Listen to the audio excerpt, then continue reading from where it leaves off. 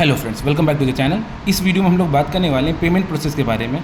आपने जो भी स्टूडेंट्स के डेटा में या पेरेंट्स के डेटा में एलओसी का करेक्शन किया है, उस डेटा को फाइनलाइज करने के बाद जब पेमेंट का ऑप्शन जो नहीं आ रहा था, उसके रिगार्डिंग ये वीडियो होने वाली है। वीडियो के हेल्प से आप जान पाओगे कैसे आपको पेमेंट करना है। तो सीबीएसई ने अपनी तरफ से क्लैरिफाई कर दिया है थ्रू द मेल पेमेंट्स की डिटेल्स के लिए कि कहाँ पे पेमेंट करना है। आपके पास में दो ऑप्शन अवेलेबल है जो कि मेल में दिया हुआ है। आप cbseशिक्षा.in वाले ईमेल को जब चेक करेंगे अपने स्कूल की ऑफिशियल ईमेल एड्रेस में, उसमें सीबीएसई आरओ की तरफ से ऑलरेडी इन्फॉर्मेशन सर्कुलेट कर दी गई है, जिसमें सारा कुछ प्रोसेस बताया गया है। पेमेंट्स की डिटेल, किस अकाउंट नंबर में कौन सा पेमेंट करना है। तो उसमें दो ऑप्शन अवेलेबल हैं। पहला ऑप्शन है जो आप स्क्रीन पे देख पा लेंगे, एक ऑनलाइन ट्रांसफ़र है, दूसरा डिमांड ड्राफ्ट है। ऑनलाइन ट्रांसफ़र करने के बाद में आपको उसकी स्लिप सीबीएसई आरओ पे भेजना होगा। साथ ही साथ आप डिमांड ड्राफ्ट के थ्रू भी पेमेंट कर सकते हैं, जो कि एक ऑफलाइन प्रोसेस होगा।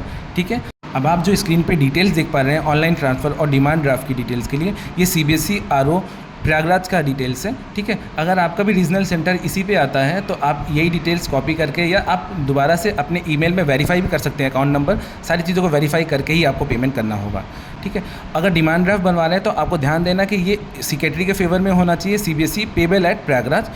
ध्यान दीजिएगा जो भी आप ऑनलाइन पेमेंट करेंगे, मान लीजिए अगर आपने 2 बच्चों का करेक्शंस किया है तो 2000 रुपये का आपको डिमांड ड्राफ्ट या ऑनलाइन ट्रांजेक्शन करना होगा। पेमेंट प्रोसेस कंप्लीट करने के बाद में अब आपको क्या करना होगा, आपको जो भी रिसिप्ट है ऑनलाइन ट्रांसफ़र की, जो भी रिसिप्ट जनरेट होती है, चाहे वो फ़ोनपे हो, गूगल पे हो, ठीक है, या तो आप उसका स्क्रीनशॉट ले लीजिएगा या उसकी ट्रांजेक्शन कॉपी फ़ोटो कॉपी करके उसको निकाल लीजिएगा, या डिमांड ड्राफ्ट है तो उसको तो आप ओरिजिनल ही अटैच करके भेजेंगे। ठीक है, जो भी आपका रीजनल ऑफिस है आप वहाँ पे हार्ड कॉपी इस चीज़ की भेजेंगे, इस चीज़ का ध्यान रखिएगा। हार्ड कॉपी को सेंड करने के लिए आप इंडियन पोस्ट का सहारा ले सकते हैं। आप उसके थ्रू रेगुलर पोस्ट या स्पीड पोस्ट के थ्रू आप ये डॉक्यूमेंट्स को सेंड कर सकते हैं।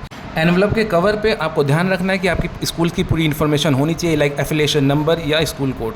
As per the CBSE email आज लास्ट डे है पेमेंट करने का, तो कोशिश करिएगा सारा कुछ आज ही प्रोसेस कंप्लीट कर दें। और जो एनवलप आप सीबीएसई को भेजेंगे पेमेंट रसीद के साथ में, उसमें बच्चों की डिटेल्स ज़रूर भेजिएगा जिसमें भी आपने करेक्शंस किए थे, ताकि सपोर्टिव डॉक्यूमेंट्स के साथ में, कि इनकेस अगर किसी बच्चे का अप्रूव नहीं हुआ तो वो हार्ड कॉपी के थ्रू भी अप्रूव होने के चांसेस बढ़ जाते हैं।